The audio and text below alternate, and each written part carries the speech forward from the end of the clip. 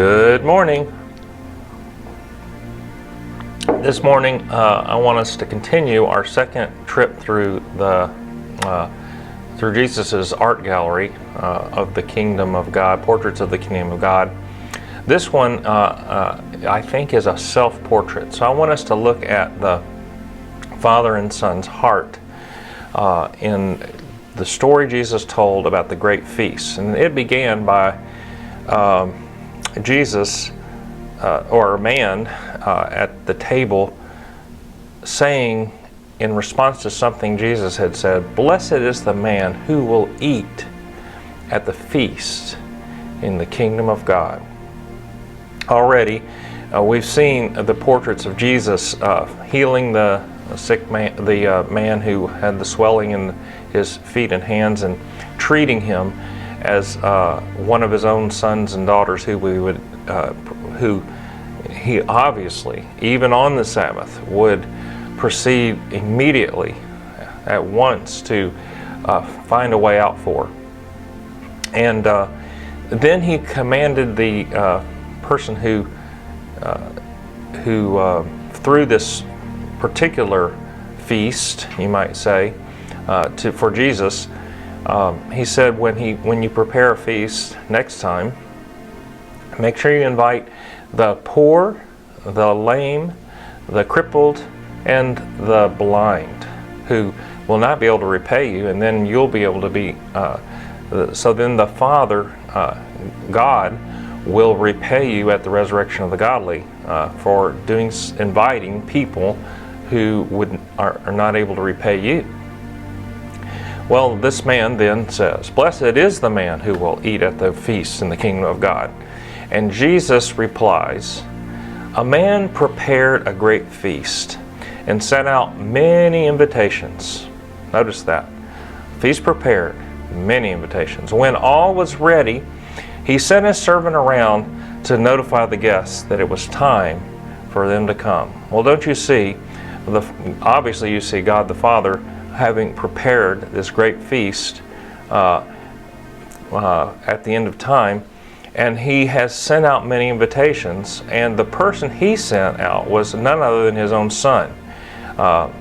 He sent him around to notify us guests that it was time for us to come. But I see us all making excuses. One of us saying something like, "Well, I just bought a field and I want to inspect it," or "I just bought these 5 yoke of oxen," or we might say, "this brand new car or motorcycle, and I want to go try it out."